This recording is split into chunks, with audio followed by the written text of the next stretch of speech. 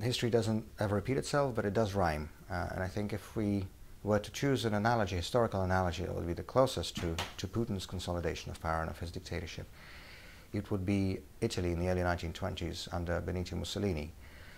And the way Mussolini described his own path to consolidating his dictatorship was, he said, let's pluck the chicken feather by feather to lessen the squawking.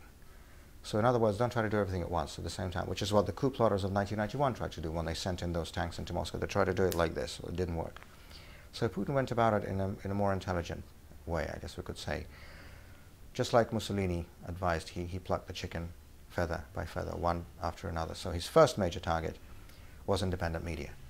Very logically so, because he would not have been able, I think, to do even half of what he'd done subsequently had there been real check on his power in the form of independent, pluralistic mass media. So within the first 3 years of his rule, he destroyed every single nationwide television network, independent nationwide television network in Russia.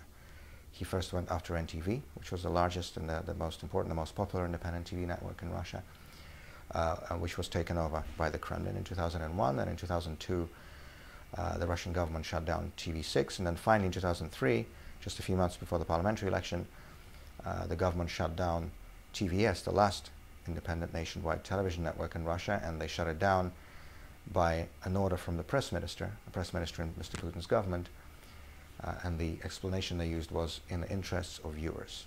So in the first 3 years of his power, Vladimir Putin destroyed media pluralism, destroyed media freedom, and returned Russian television to basically what it had been in the Soviet days, a tool of government propaganda.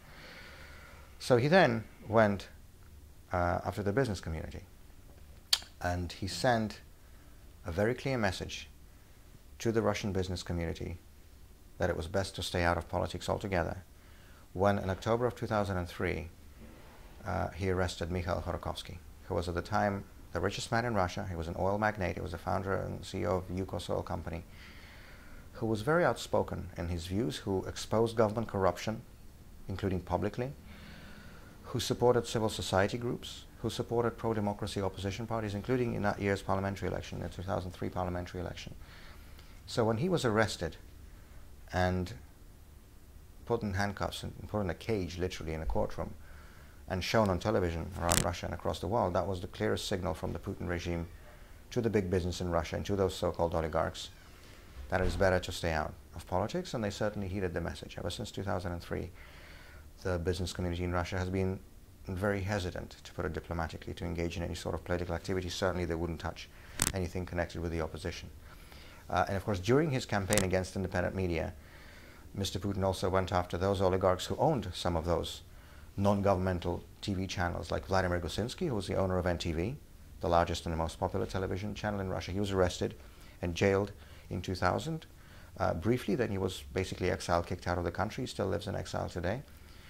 Boris Berezovsky, another media magnate who owned independent newspapers, independent television channels, he was forced into exile, and then in 2013 he died in London under very suspicious circumstances, and the British police have issued an open verdict on his death. So they haven't ruled out, they haven't actually determined whether they think it was suicide or whether it was assassination. But in either case, Mr. Berezovsky is no longer with us. So that was Putin's campaign against the big businessmen, against the so-called oligarchs. And then, of course, the last thing he did in terms of the consolidation of his power is he destroyed elections as an institution in Russia. So in the election, in the parliamentary election in 2003, in which I was a candidate for parliament, so I remember that election very well, it was that election that booted out, that threw out the democratic opposition from the Russian parliament.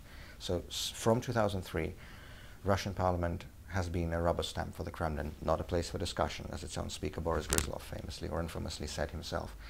And then in the very last stroke, in 2004, Mr. Putin abolished the direct elections for regional governors, rendering the Russian Federation, which is still the official name for our country, a meaningless term, because how can you have a federation when the leaders of the regions are appointed from the Kremlin? But that's what he did.